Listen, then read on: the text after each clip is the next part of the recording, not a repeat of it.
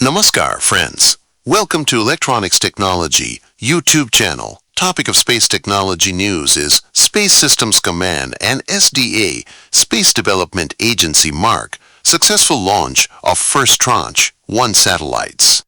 The U.S. Space Force's Space Development Agency has announced the successful launch of the first proliferated warfighter space architecture Tranche 1 transport layer satellites from Vandenberg Space Force Base, California. Supported by Space Systems Command's assured access to space and space launch Delta 30, a SpaceX Falcon 9 delivered 21 York Space Systems-built satellites to low Earth orbit. The start of Tranche 1 delivery, just over 6 years since SDA Space Development Agency stood up as an agency, is a remarkable accomplishment, highlighting the speed at which the agency moves.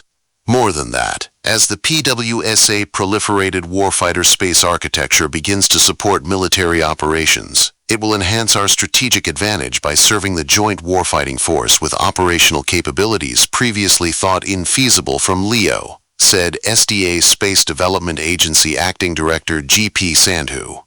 He added, "We could not deliver these capabilities to the warfighter without our industry partners who have embraced SDA's Space Development Agency's spiral development model, moving quickly to deliver commercial technology through the PWSA proliferated warfighter space architecture every 2 years." The SDA Space Development Agency team is grateful to our many mission partners on this launch, including the National Security Space Launch NSSL program and Space Launch Delta 30. The Tranche 1 transport layer will provide an initial warfighting capability from 2027, including regional persistence for tactical military data channels such as Link 16, as well as advanced missile tracking and beyond line-of-sight targeting.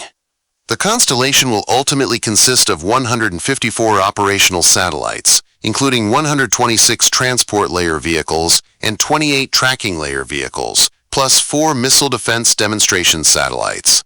We had a great launch today for the Space Development Agency, putting this array of space vehicles into orbit in support of their revolutionary new architecture, said USSF Colonel Ryan Hizarote, System Program Director for AATS Launch Execution.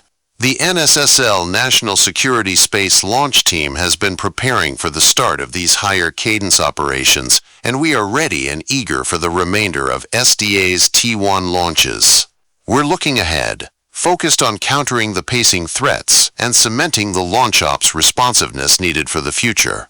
Right now, Tranche 1 launches will continue at an approximate pace of 1 per month for 9 months, using NSSL National Security Space Launch providers, with integration and mission assurance activities running simultaneously to meet the schedule.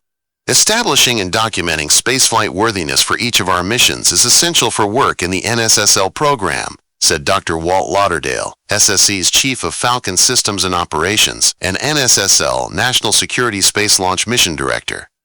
Our team, in partnership with our launch service providers, worked tirelessly throughout the launch campaigns to ensure successful delivery to orbit. The satellites were deployed into an insertion orbit where testing and checkout of the bus and payloads will begin, before being raised to their operational orbit at about 1,000 kilometers. The SDA constellation will form a mesh network of optically connected satellites to deliver tactical data to the warfighter, support missile threat tracking and targeting, and provide beyond line-of-sight capabilities as part of the U.S. Space Force's multi-orbit strategy. Do you like this video? Please subscribe, share, like, and press bell icon for getting notifications of Electronics Technology YouTube channel, and for searching my YouTube channel, please write at the rate Electronics Technology 50.